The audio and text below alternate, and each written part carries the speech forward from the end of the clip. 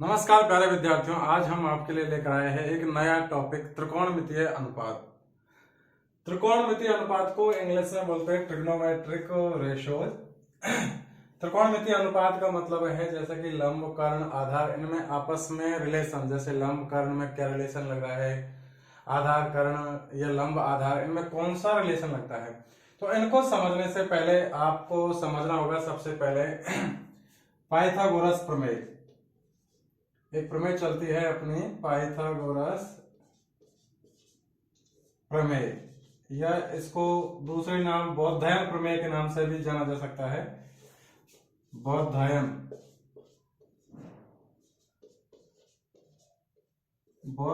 प्रमेय अर्थात ये प्रमेय लगती है समकोण त्रिभुज पर। और जो ये अपन त्रिकोणमितीय अनुपात पढ़ेंगे, लंब, कर्ण, आधार में रिलेशन, वो भी समकोण त्रिभुज पर ही आधारित होंगे। तो पाइथागोरस प्रमेय के मतलब ये होता है कि जैसे ये कोई समकोण त्रिभुज है,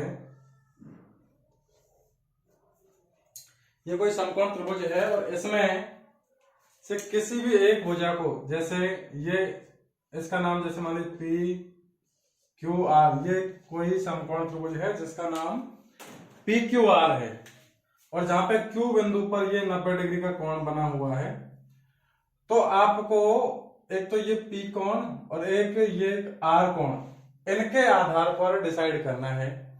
जैसे जनरली अपन मान लेते हैं कि ये लंब होता है और ये कर्ण के, ये 90 डिग्री के सामने वाली भुजा कर्ण, जब इसके ये जनरली लंब मान लेते हैं तो इसको मानते हैं अपन आधार। लेकिन ये आपको थोड़ा सा ध्यान रखना है कि ये लंब इस न्यून कोण के अकॉर्डिंग है। आर कोण के लिए ये वाली भुजा लंब है और इसके लिए ये वाली भुजा आधार है। जबकि यदि बात करें अपन पी कोण के लिए, तो पी कोण के लिए इसके लिए ये वाली भुजा काम करेगी लंब का, अर्थात जो समकोण के सामने की भुजा है वो तो कर्ण हो जाएगी। जिस न्यून कोण की बात अपन कर रहे हैं, जैसे पी कोण की बात करते हैं तो पी के लिए ये सामने वाली, इसके सामने वाली भुजा लंब का काम करेगी, और जब ये कर्ण हो गया, ये लंब हो गया, तो इसमें फिर ये वाली भुजा आधार का काम करेगी। तो सबसे पहले तो आपको ये ध्यान रखना होगा कि अपन जनरली मानते हैं कि ये वाली भुजा लंब होती है, ये आधार होती है, जबकि ऐसा परमानेंट फिक्स नहीं है। होता यह है कि इस कोण के लिए अपन इसको लंब मानते हैं, इसके लिए इसको आधार मानते हैं। यदि अपन इसी कोण की बात करें तो इसके लिए इसके सामने वाली भुजा, अर्थात जिस कोण की बात करते हैं उसके सामने वाली भुजा लंब और 90 के सामने वाली भुजा कर्ण, बाकी तीसरी भुजा आधार हो जाती है। ये अपन क्यों समझ रहे हैं इसको? क्योंकि जब अपन को जरूरत पड़ेगी कि साइन पी और यहां पे साइन आर, अगर इनकी बात करेंगे अपन, साइन पी के लिए साइन और क्यू कोण के लिए साइन अनुपात, अगर उनकी बात करेंगे तो वो अलग अलग आएंगे। अलग अलग क्यों आएंगे? क्योंकि पी कोण के लिए लंब का काम करेगा क्यू आर और आर कोण के लिए लंब का काम करेगा पी क्यू। इसलिए तो सबसे पहले तो ये लंब कर्ण आधार में से कौन सी भुजा लंब है, कौन सी आधार है, कौन सी कर्ण है। उसके बाद इसमें एक नियम लगता है जिसको अपन बोलते हैं पाइथागोरस प्रमेय। वो ये है कि कर्ण का वर्ग, यानी सबसे बड़ी जो भुजा होती है उसका वर्ग, कर्ण का वर्ग बराबर होता है लंब का वर्ग प्लस आधार का वर्ग। लंब का वर्ग प्लस आधार का वर्ग, ये पाइथागोरस प्रमेय है। अर्थात यानी जिन दो भुजाओं से समकोण बना है उन दोनों भुजाओं का वर्गों का योग कर्ण के बराबर होता है। अब यदि अपन इसी सूत्र से नया सूत्र बनाए तो देखिए कर्ण का मान है, ये कर्ण के वर्ग का मान है। यदि अपन ओनली कर्ण की बात करें तो यहां से अंडर रूट करेंगे तो इसका अंडर रूट भी हट जाएगा और वर्ग भी हट जाएगा, तो इसका मान निकलेगा इन दोनों का, जैसे लंब का वर्ग प्लस आधार का वर्ग, ये कर्ण का मान आ जाएगा। कर्ण का स्क्वायर का मान ये है, इसलिए कर्ण का मान इस पूरे का रूट हो जाएगा। रूट कैसे होगा कि इसका अपन दोनों रूट करेंगे तो ये और इसका रूट करेंगे तो ये, अब इसका रूट किया तो ये रूट भी हट जाएगा और स्क्वायर भी हट जाएगा, तो यहां तो हो जाएगा सिर्फ कर्ण रह जाएगा और बाकी ये वाला एज इट इज आ जाएगा नीचे। तो एक सूत्र से ये दूसरा बना। अब यदि बात करें अपन इसी सूत्र से लंब का वर्ग प्लस आधार का वर्ग का मान है कर्ण का वर्ग, यदि अपन बात करें इससे कि लंब का वर्ग अपन को ज्ञात करना हो, इधर ही देख लीजिए यहाँ पे लंब का वर्ग, यदि अपन को लंब का वर्ग का मान ज्ञात करना है तो चूंकि एलएचएस में कर्ण का मान कर्ण का वर्ग ऑलरेडी है, अब यहां से अपन को आधार का वर्ग हटाना है लंब का वर्ग मान निकालने के लिए। इसके प्लस में है तो इसका पक्षांतर करेंगे तो ये आ जाएगा एलएचएस में, और ये प्लस का है पक्षांतर करना तो ये हो जाएगा माइनस का और आधार का वर्ग एज इट इज। अब ये लंब का वर्ग है, जिस प्रकार कर्ण का वर्ग का मान ये था, ये सूत्र था, तो अपन ने कर्ण का मान कैसे निकाला, दोनों और वर्ग करने पर। अब यहाँ पे लंब का वर्ग का फॉर्मूला बनाया कर्ण के वर्ग में से आधार का वर्ग घटाना है। यदि अपन सिर्फ लंब की बात करें, लंब की बात करें अर्थात इसका दोनों ओर वर्गमूल लें, तो लंब का स्क्वायर है इसका वर्गमूल लेंगे इस तरीके से, तो इधर स्क्वायर भी हट जाएगा और वर्गमूल भी हट जाएगा, तो यहां नीचे इसमें तो रह जाएगा ओनली लंब और इसका पूरे का वर्गमूल हो जाएगा, अर्थात ये हो जाएगा कर्ण का वर्ग माइनस आधार का वर्ग। अब जैसे इसी प्रकार अपन आधार का वर्ग का मान निकाल सकते हैं। आधार का वर्ग का मान कैसे निकालेंगे, क्योंकि आधार का वर्ग ये बनेगा, देखिए दूसरी तरफ है कर्ण का वर्ग, तो ये कर्ण का वर्ग एज इट इज माइनस इधर है आधार का वर्ग निकाल रहे तो यहां लंब का वर्ग घट जाएगा कर्ण के वर्ग में से, तो ये हो जाएगा आधार का वर्ग बराबर कर्ण का वर्ग माइनस लंब का वर्ग। अभी आधार के वर्ग का मान है, यदि अपन बात करें आधार की तो आधार का मान आ जाएगा अपने पास कर्ण का वर्ग माइनस लंब का वर्ग और इस पूरे का अंडर रूट। अब ये आपको सिर्फ एक सूत्र याद रखना है, कर्ण का वर्ग बराबर होता है लंब का वर्ग प्लस आधार का वर्ग। इन्हीं इसी एक सूत्र से जैसे अपन काउंट कर दे 6 सूत्र बन जाते हैं, तो एक तो ये है, ये 5 सूत्र और बन जाते हैं। तो आपको ये रटना नहीं है, सिर्फ एक सूत्र याद रखना है कि कर्ण का वर्ग बराबर होता है लंब का वर्ग प्लस आधार का वर्ग। बाकी ये पक्षांतरण करके 3 और बना दिए, उन्हीं के वर्गमूल लेके 3 और बन गए, तो ये टोटल इस प्रकार 6 सूत्र बन गए। तो ये होती है पाइथागोरस प्रमेय। पाइथागोरस प्रमेय ये है कि किसी भी समकोण त्रिभुज में कर्ण का वर्ग यानी समकोण के सामने वाली भुजा, समकोण त्रिभुज में कर्ण के सामने वाली भुजा उसका वर्ग यानी कर्ण का वर्ग बराबर जिन दोनों भुजाओं से समकोण वाला बना है, समकोण का निर्माण हुआ है, उन दोनों भुजाओं का वर्ग अर्थात लंब का वर्ग प्लस आधार का वर्ग। अब ये लंब आधार ये न्यून कोण पर डिपेंड करता है कि कौन सी भुजा लंब है और कौन सी आधार है। पाइथागोरस प्रमेय को समझने के बाद अब आता है अपन के लिए टॉपिक को त्रिकोणमितीय अनुपात। अब त्रिकोणमितीय अनुपात तो ज्ञात करने के लिए, क्योंकि अपन के पास पाइथागोरस प्रमेय का कंसेप्ट क्लियर हो ही गया, यदि किसी भी समकोण त्रिभुज की बात करें उसमें मान लीजिए 2 ही भुजा दे रखी है, तो तीसरी भुजा अपन पाइथागोरस प्रमेय से निकालेंगे पहले तो, और उसके बाद त्रिकोणमितीय अनुपात जैसे sine cos tan cot sec cosec वो कौन सा पूछ रहा है उसके हिसाब से ज्ञात करेंगे। तो इनको याद करने का तरीका ये है कि एक ट्रिक चलती है लाल बटे कक्का, अर्थात ये एल का मतलब है लंब, एल का मतलब लंब, ए का मतलब आधार और के का मतलब होता है कर्ण। अब ये कैसे याद रखने हैं, जैसे लंब बटे कर्ण ये बनेगा साइन थीटा, अब थीटा वहां पे जो भी जिस कोण के लिए बात करेंगे वो हो जाएगा। दूसरा है आधार बटे कर्ण ये होता है cos थीटा, और तीसरा है लंब बटे आधार ये होता है tan थीटा। अब इनका उल्टा, उल्टा कैसे, जैसे साइन का सूत्र बनेगा लंब बटे कर्ण या लंब बटे कर्ण होता है सूत्र, तो इसका उल्टा बनेगा कोसेक, कोसेक थीटा। वो कैसे बनेगा? कर्ण बटे लंब।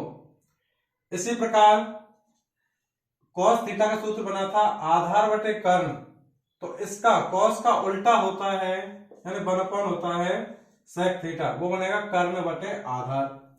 चूंकि टेन थीटा का सूत्र बनाया लंब बटे आधार, तो लंब बटे आधार अर्थात टेन थीटा का उल्टा होता है 1/tan थीटा, ये होता है कॉट, तो कॉट थीटा, इसका सूत्र बनेगा आधार बटे लंब। तो ये तो इसी से समझ लिए। अब देखिए इनको 1 बाय 1 समझते हैं।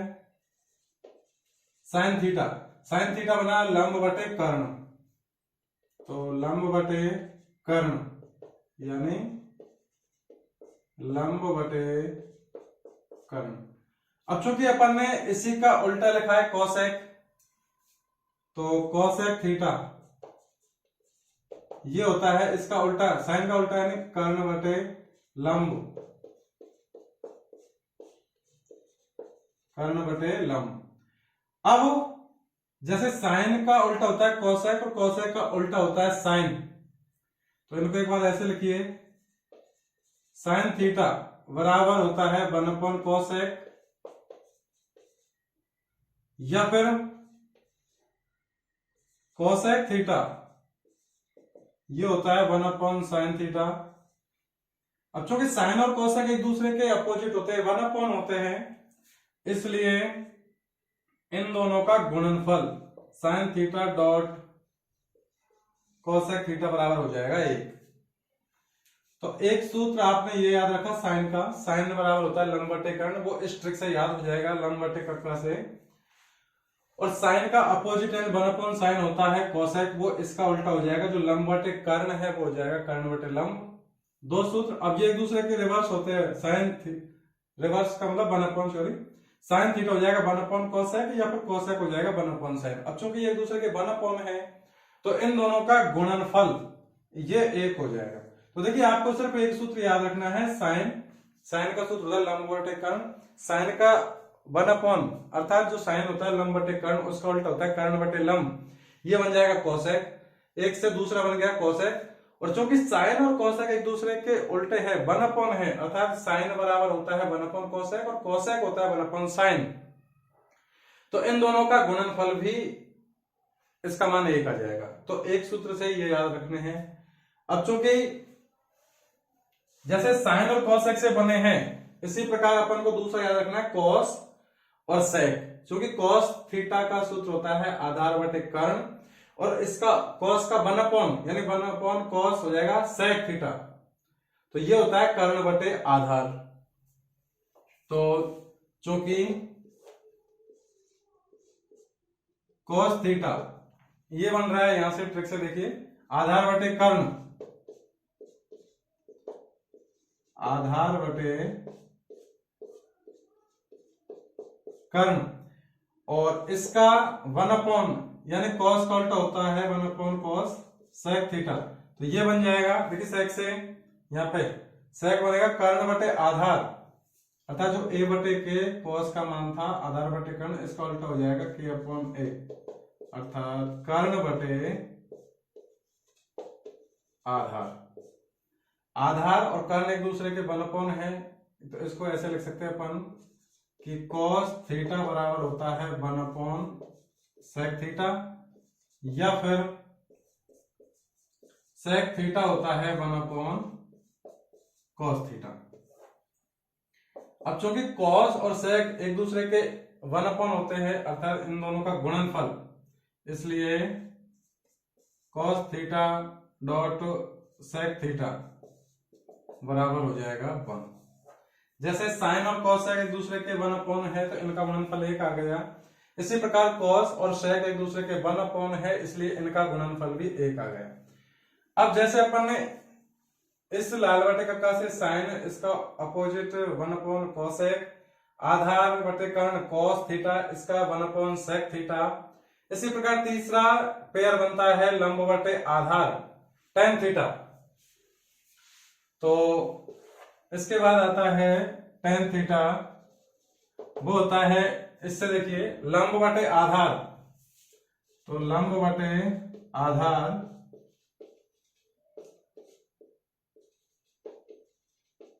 और tan का 1/, यहाँ पे देखिए लंब बटे आधार tan है और इसका उल्टा 1/10 ये हो जाएगा cot, तो आधार बटे लंब इसका हो जाएगा, तो cot थीटा ये हो जाएगा आधार बटे लंब, आधार बटे लंब। अब चूंकि tan और cot 1/, एक दूसरे के 1/, होते हैं, चूंकि tan थीटा बराबर 1/cot थीटा, या फिर अपन बोल सकते हैं कि cot थीटा बराबर होता है 1/tan थीटा, इसलिए tan थीटा और cot थीटा दोनों का गुणनफल आ जाएगा 1। यहां पे सिर्फ आपको एक ट्रिक याद रखनी है, सिर्फ लाल बटे कक्का, उससे 3 सूत्र ये बन जाएंगे sin cos tan, और इनके 1/, बन जाएंगे sin का 1/, cosec, cos का 1/, sec, और tan का 1/, हो जाएगा cot, अर्थात तो 6 सूत्र ये बन गए। तो सिर्फ एक ट्रिक याद रखनी है लाल बटे कक्का। इसके बाद चूंकि sin और cos इनसे नेक्स्ट फॉर्मूला बनता है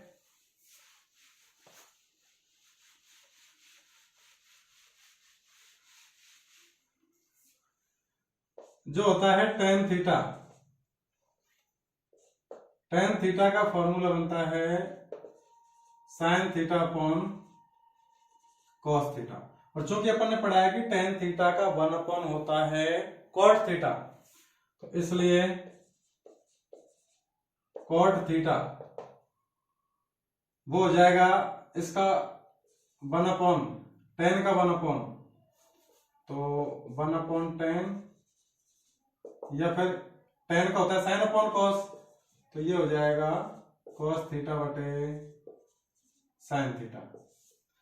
तो tan थीटा का एक सूत्र ये होता है sin अपॉन cos, और दूसरा cot का होता है cos अपॉन sin। तो इस प्रकार अपन सिर्फ एक सूत्र याद रखना है, एक ट्रिक आपको याद रखनी है लाल बटे कक्का, इससे ये 6 सूत्र बनेंगे, फिर 6 से देखिए ये गुणनफल वाला एक ये कंडीशन बन गई। तो आपको इस प्रश्नावली को समझने से पहले कोशिश ये करना है कि जितने भी सूत्र बन रहे हैं उनको रटना नहीं है बिल्कुल भी, सिर्फ उनका कंसेप्ट समझिए और उसमें पक्षांतरण वगैरह समझिए कि पक्षांतरण कैसे हुआ है, पक्षांतरण से एक दूसरे के सूत्र कैसे बने। क्योंकि जैसा भी इससे पहले अपन ने पढ़ा था पाइथागोरस प्रमेय या बौद्धायन प्रमेय, सिर्फ उसमें एक सूत्र आपको याद रखना था, कर्ण का वर्ग बराबर होता है लंब का वर्ग प्लस आधार का वर्ग। उनसे 5 सूत्र और बन जाएंगे, वर्गमूल निकालेंगे तो 3 बन जाएंगे, और उनमें पक्षांतरण करेंगे तो मतलब 3 और बन जाएंगे। इस तरीके से टोटल 6 सूत्र बने थे। अब यहाँ पे लंब ये लाल बटे कक्का से 6 सूत्र बने हैं और 6 से एक एक गुणनफल वाले बन गए। अब आप चाहो तो इनको सूत्र मान सकते हो या फिर डायरेक्ट रिजल्ट मान सकते हो, लेकिन जब आप इसमें से सवाल करोगे तब ये सूत्र आपको काम आएंगे, तो फिर आपको ये याद रखने की जरूरत पड़ेगी। तो इसलिए हो सकता है आपको कोशिश करो कि इनको बिना रटे सिर्फ समझो कि ये सूत्र कैसे बना है। अब पाइथागोरस प्रमेय पढ़ने के बाद अपन ने लाल बटे कक्का पढ़ा, इसमें और कुछ इंपॉर्टेंट सूत्र भी है, कुछ सर्व समीकाएं भी है। उन सर्व समीकाओं को भी थोड़ा सा एक बार अपन देख लेते हैं। तो सर्व समीका ये चलती है कि एक तो चलती है sine square theta plus cos square theta, अर्थात साइन और कॉस में थीटा का मान समान होना चाहिए और उन दोनों का वर्ग तो उसका मान 1 होता है। तो sine square theta plus cos square theta बराबर 1। अब देखिए सिर्फ एक सूत्र है, ये एक सर्व समीका है sine square theta plus cos square theta, जहां थीटा की वैल्यू 0 और 90 के बीच अर्थात एक न्यून कोण है। अब देखिए यहां sine square theta plus cos square theta का मान 1 है, तो अपन इससे ही एक नया सूत्र बना देंगे। साइन स्क्वायर थीटा बराबर ये 1 एज इट इज, ये कॉस स्क्वायर थीटा को उधर ले जाएंगे तो हो जाएगा माइनस का, तो ये एक सूत्र बन गया। देखिए सिर्फ एक सूत्र आपको याद रखना है, उससे ये दूसरा बन गया। अब ये साइन स्क्वायर का मान है, इससे आपको एक मान और निकल जाएगा साइन थीटा का, अर्थात इसका वर्गमूल। अब इसका वर्गमूल लेंगे तो वर्गमूल भी हट जाएगा और स्क्वायर भी हट जाएगा, लेकिन इस पर पूरे पे वर्गमूल लग जाएगा, तो ये हो जाएगा 1 माइनस कॉस स्क्वायर थीटा।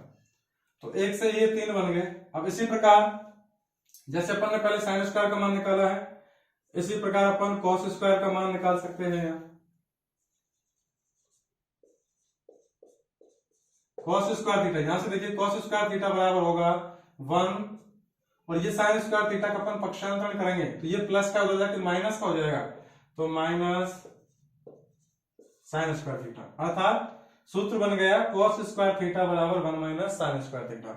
अब इससे अपन यदि अपन बात करें सिर्फ कॉस की, अर्थात यहां से स्क्वायर हटा है, स्क्वायर कब हटेगा जब अपन दोनों वर्गमूल लेंगे, तो कॉस स्क्वायर का वर्गमूल लेंगे तो वर्गमूल भी हट जाएगा, स्क्वायर भी हट जाएगा, सिर्फ कॉस रह जाएगा, और यहां पूरे का वर्गमूल लग जाएगा 1 माइनस साइन स्क्वायर थीटा।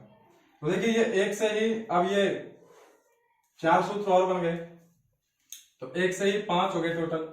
इसी प्रकार दूसरी सर्व समीका है 1 प्लस tan स्क्वायर थीटा बराबर sec स्क्वायर थीटा, ये एक सर्व समीका है।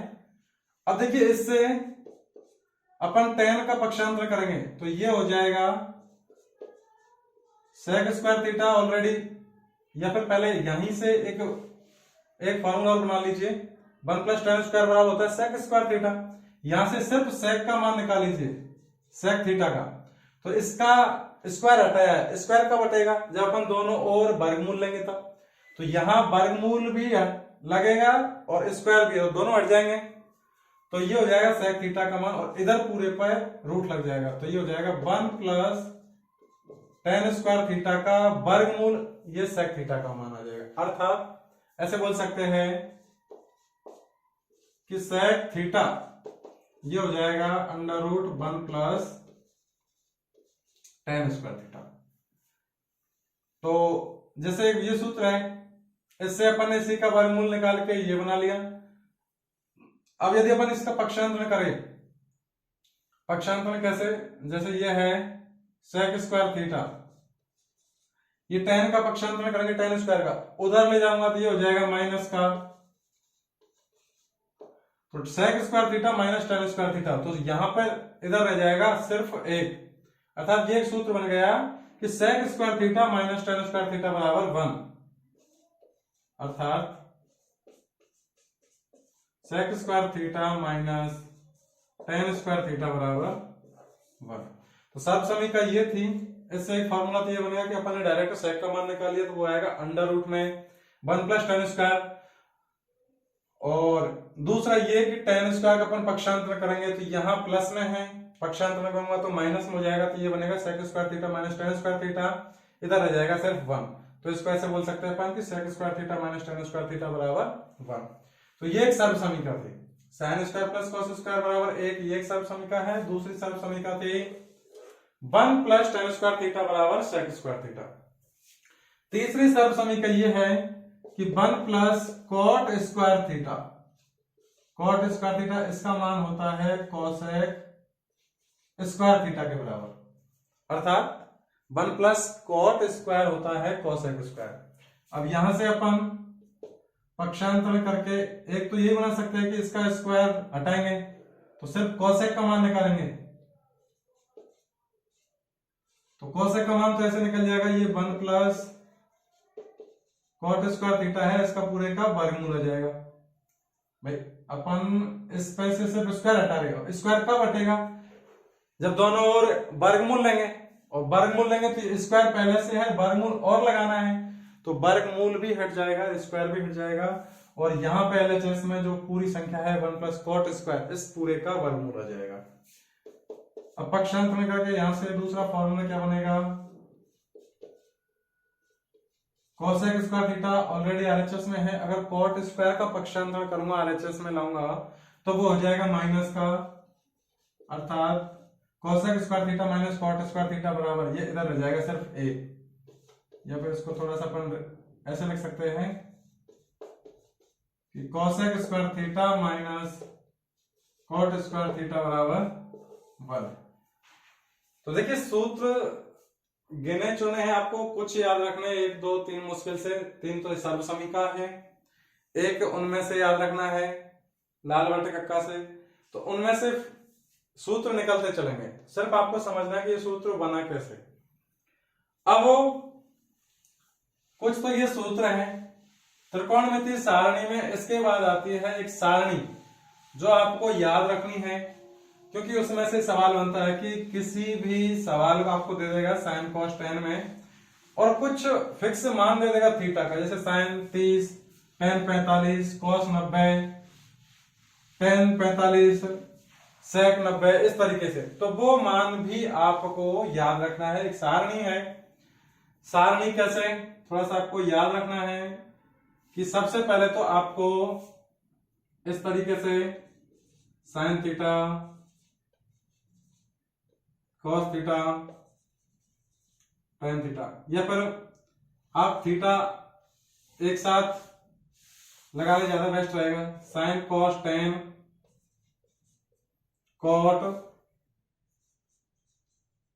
सेक, और अगला आता है कॉसेक। ये साइन कॉस टेन पूरे 6 सर्वसम वो त्रिकोणमितीय अनुपात है, तो ये अपन ने क्रम से लिख लिए। अब इसके बाद आता है थीटा के मान। तो यहां पे 0 डिग्री, 30 डिग्री,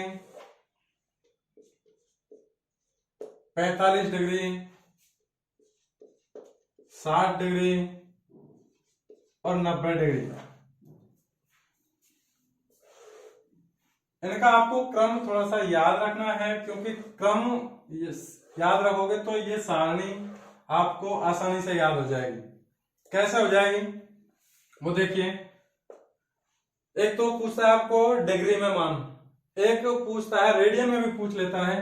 तो रेडियन में बना लीजिए पहले, चूंकि 180 डिग्री बराबर होता है पाई रेडियन, इसलिए 1 डिग्री बराबर हो जाएगा पाई बटे 180 रेडियन। अब यहां पे देखिए 0, 30, 45, 60, 90 ये डिग्री में है, इनको रेडियन में भी अपन कन्वर्ट कर सकते हैं। तो जैसे मान लीजिए अपन को 90 डिग्री का मान निकालना है, तो चूंकि 1 डिग्री का मान है पाई बटे 180 रेडियन, तो 90 का मान निकालेंगे तो 90 से गुणा हो जाएगा, अर्थात 1 डिग्री को इधर 90 से गुणा करेंगे तो RHS में जो पाई बटे 180 है उसको भी 90 से गुणा करेंगे, तो ये 90 से 180 कट जाएगा 2 बार, अर्थात यह जाएगा पाई बाई 2 रेडियन। तो 90 डिग्री को अपन पाई बाई 2 भी लिख सकते हैं रेडियन में। इसी प्रकार 60 डिग्री को ये आएगा पाई बाई 3। अगर डायरेक्ट याद रखे तो कैसे याद रखना है कि 180 में भाग देना है 90 का, कितनी बार जाएगा 2 बार, तो उसको लिख देंगे पाई बाई 2। 60 का भाग देंगे 180 में 3 बार जाएगा, तो उसको लिखना है पाई बाई 3।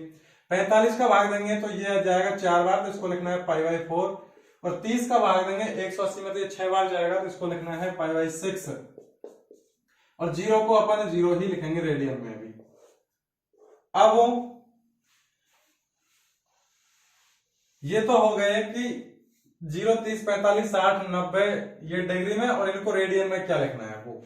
अब सबसे पहले आपको साइन के मान निकालने हैं। साइन के मान निकालने का तरीका ये है कि यहां से जो 0 डिग्री, 30 डिग्री ये क्रम से चल रहे हैं, इनके ऊपर आप सबसे पहले गिनती लिखिए, स्टार्ट कीजिए 0 से लेके। 0, 1, 2, 3 और 4, 5 कॉलम है। 5 कॉलमों में स्टार्ट किया अपन ने 0 से, गिनती लिख दिया तो 4 तक हो गए। इनमें सबसे बड़ा अंक है 4। 4 का लगा दीजिए सब में भाग। 4 का सब में भाग लगा दिया। इसके बाद क्या करना है, सभी का ले लीजिए वर्गमूल।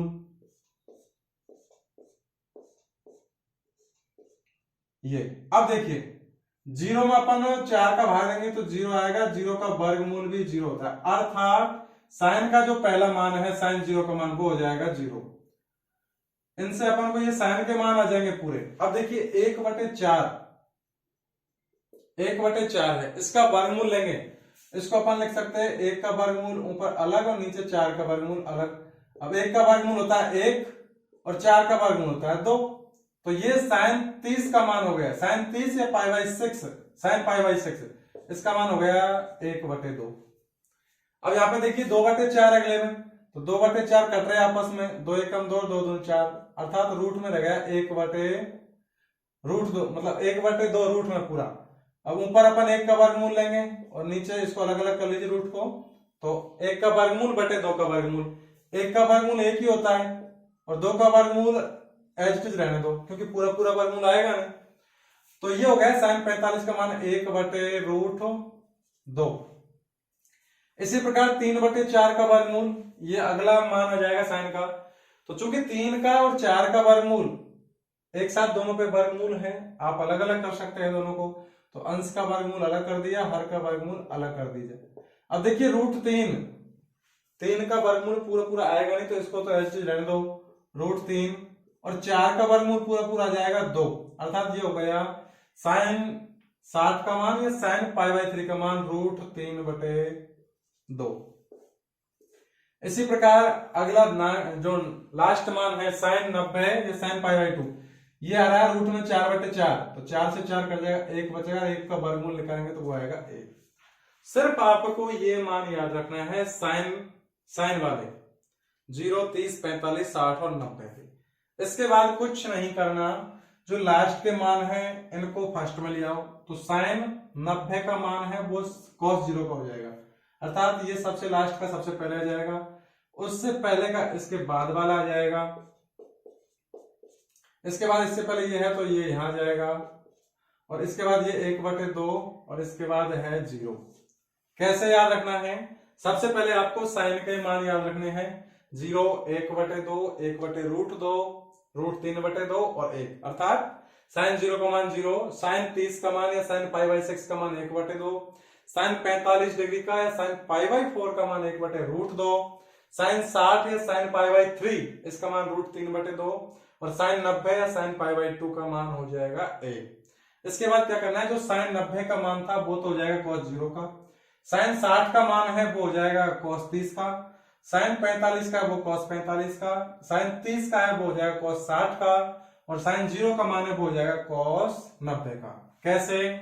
एक बार फिर समझिए, ये वाला मान तो आ गया यहाँ पे, ये वाला आ गया यहाँ पे, ये आ गया इधर और ये आ गया इधर, और बीच वाला मान एज इट इज, यानी जो सबसे लास्ट वाला मान था साइन का वो cos में सबसे पहले आ गया, साइन में सबसे लास्ट से पहले का था वो cos में सबसे पहले के बाद वाला हो गया। इस तरीके से ऐसे आ रहे, और बीच वाला एज इट इज, सबसे लास्ट वाला सबसे पहले वाला सबसे लास्ट में, जो उससे सबसे लास्ट से पहले का था साइन में, यानी साइन 60 का था वो cos 30 का आ गया, और जो साइन 30 का था वो cos 60 का चला गया मान, और साइन 45 और cos 45 के मान सेम होते हैं। इसी प्रकार अब देखिए यहां पे tan का अपन ने एक सूत्र पढ़ा था अभी, tan का सूत्र होता है साइन थीटा बटे cos थीटा, साइन थीटा बटे cos थीटा होता है tan थीटा। तो साइन के मान का cos के मान में भाग देंगे, साइन के मान में cos का मान का भाग देंगे, अर्थात पहले जो कॉलम के मान है उनमें सीधा दूसरे कॉलम का भाग देना है। अर्थात ऐसे समझिए, जैसे ये बीच वाला ये लाइन है ये भाग का चिन्ह है, तो ऊपर 0 है नीचे 1 है, तो 0 में 1 का भाग देंगे तो ये 0 ही आएगा, 1/2 में √3/2 का भाग देंगे तो 2 से 2 कटेगा, ऊपर बचेगा 1 और नीचे बचेगा √3। 1/√2 में 1/√2 का भाग देंगे, ये आएगा 1, यानी किसी भी भिन्न में उसी भिन्न का भाग देते हैं तो वही संख्या आ जाती है, मतलब एक बार। और √3/2 में 1/2 का भाग देंगे, 2 से 2 कटेगा, ऊपर बचेगा √3 और नीचे बचेगा 1। अब किसी भी अशून्य संख्या में 1 का भाग दें तो उस पे कोई फर्क नहीं पड़ता, भाई संख्या रहती है, तो ये √3 हो जाएगा। और इसी प्रकार 1 में भाग देंगे 0 का। अब यहां नियम लग गया कि किसी भी अशून्य संख्या में 0 का भाग दे, यानी 0 का भाग देते हैं तो वो हो जाता अनंत। साइन से cos बन गया, cos से साइन और cos दोनों से tan बन गया। अब जैसे साइन से अपन ने cos वाले मान निकाले थे, इसी प्रकार tan से cot वाले मान निकल जाएंगे। कैसे कि जो tan का सबसे लास्ट वाला मान था वो cot में सबसे पहले आ जाएगा, उससे पहले वाला यहाँ आ जाएगा, और इसके बाद वाला यहाँ, ये वाला मान यहाँ पे, और ये वाला मान यहाँ पे। नियम वही कि जो sin 90 का मान है वो cot 0 का मान हो जाएगा, sin 30 का मान या tan 30 का मान है वो cot 90 का हो जाएगा, tan 60 का मान है वो cot 30 का हो जाएगा, और tan 30 का है वो cot 60 का, और tan 45 cot 45 का मान सेम रहेगा 1। इसी प्रकार अब यहाँ पे एक सूत्र लगेगा दोबारा sec में। sec होता है 1/cos, sec होता है 1/cos, अर्थात एक में आपको भाग देना है cos का, जो भी cos का कॉलम वाले संख्या है उनका भाग देना एक में। तो देखो एक में अपन cos 0 का मान 1 है, एक में 1 का भाग देंगे तो ये हो जाएगा 1, यानी sec 0 का मान आ गया। एक में भाग देना है √3/2 का, यानी किसी भी संख्या, जो संख्या है √3/2, इसका एक में भाग देंगे, एक में भाग देंगे भिन्न का तो भिन्न पलट जाएगी, तो जो √3/2 है वो हो जाएगा 2/√3। यहाँ पे 1/√2 है, इसका एक में भाग देंगे तो ये पलट जाएगी, ये हो जाएगा √2/1, अर्थात √2/1 बटे में 1 लिखो मत लिखो कोई फर्क नहीं पड़ता, क्योंकि वो √2 ही आएगा। इसी प्रकार यहाँ पे 1/2 को पलटेंगे अपन, यानी एक में भाग देंगे 1/2 का, तो ये 1/2 का पलट जाएगा, ये हो जाएगा 2/1, और बटे में 1 लगाना से कोई फर्क नहीं पड़ेगा। अब यहाँ पे देखिए 11 0, इसका एक में भाग देंगे 1/0, तो ये हो जाएगा अनंत। तो ये कॉलम बन गया अपना sec थीटा वाला। अब जैसे sin से cos वाले मान निकाले अपन ने, tan से cot वाले निकाले, इसी प्रकार sec से cosec वाले मान कैसे निकल जाएंगे कि जो सबसे लास्ट वाला मान है वो सबसे पहले आ जाएगा, उससे पहले वाला 2 था वो इसके बाद आ जाएगा, √2 है वो यहीं रहेगा एज इट इज, ये 2/√3 है वो यहाँ आ जाएगा, और जो सबसे पहले था sec का वो cosec में सबसे लास्ट में चला जाएगा। तो ये सारणी भी आपको याद रखनी होगी, याद रखने की जरूरत भी नहीं है, यदि आप थोड़ा सा प्रैक्टिस कर लो तो ये मान अपने आप को याद भी हो जाएंगे और आपकी सारणी भी आपसे बनना आ जाएगी। तो कोशिश कीजिए, सबसे पहले इनका क्रम याद रखिए, sin, cos, tan, cot, sec, cosec, और 0, 30, 45, 60 और 90 इस तरीके से। उसके बाद तो ये सिर्फ आपको 5 मान याद रखने हैं, sin 0 का मान 1, sin 30 का मान 1/2, sin 45 का मान 1/√2, sin 60 का मान √3/2 और sin 90 का मान 1। उसके बाद इनको घुमाते चलिए आप, यानी जो सबसे लास्ट का मान है वो सबसे पहले आ जाएगा। तो sin से जैसे cos बनेगा, इसी प्रकार tan से cot बन जाएगा और sec से cosec। sin से cos बनने के बाद चूंकि नेक्स्ट कॉलम नेक्स्ट रो आ रही है tan वाली, तो tan होता है sin/cos, यानी sin के मान में cos का मान भाग देंगे तो वो आ जाएगा tan का मान। तो सिर्फ आपको कुछ नहीं करना, जो ऊपर वाले मान है इसमें नीचे वाले का भाग देना, तो tan का मान आ जाएगा। tan का मान आने के बाद उससे घुमा के अपन cot का मान निकाल लेंगे। sec होता है 1/cos, तो cos के मानों को का एक में भाग देंगे, एक में भाग देने का मतलब है जैसे एक का एक में भाग देंगे तो एक ही आएगा, ये भिन्न है वो पलट जाएगी, और यहाँ पे 0 आ रहा है लास्ट में, सबसे लास्ट में cos का मान, तो 1/0 ये हो जाएगा sec, मतलब 1/0 से अनंत आ जाएगा। तो जो मान cos 90 का 0 था उससे sec 90 का मान आ जाएगा अनंत, और sec का मान बनने के बाद ये नेक्स्ट कॉलम बन जाएगा cosec का। इस प्रकार अपन इस प्रश्नावली को बहुत ही अच्छे से समझ सकते हैं। स्टार्टिंग यही है कि आपको सबसे पहले तो कंसेप्ट ये क्लियर होना चाहिए आपके दिमाग में कि त्रिकोणमिति अनुपात पढ़ने से पहले आपको पाइथागोरस प्रमेय आनी चाहिए। यदि किसी भी समकोण त्रिभुज की 2 भुजाएं आपको दे दे या उनका अनुपात दे दे तो उससे तीसरी भुजा आपको आनी चाहिए। वो कैसे आएगी, वो पाइथागोरस प्रमेय आपको याद होगी तब आएगी कि कर्ण का वर्ग बराबर होता है लंब का वर्ग प्लस आधार का वर्ग। उनसे पक्षांतरण करके नए फॉर्मूले बना लेंगे अपन। इसी प्रकार उसमें उसके बाद चलता है लाल बटे कक्का। लाल बटे कक्का में ये लंब बटे कर्ण, आधार बटे कर्ण, लंब बटे आधार, ये sin cos tan cot sec cosec के सूत्र है। और उसके बाद आती है त्रिकोणमिति सारणी। तो इन सब को अच्छे से प्रैक्टिस करके अपन प्रश्नावली को हर सवाल को बहुत ही अच्छे से कर सकते हैं।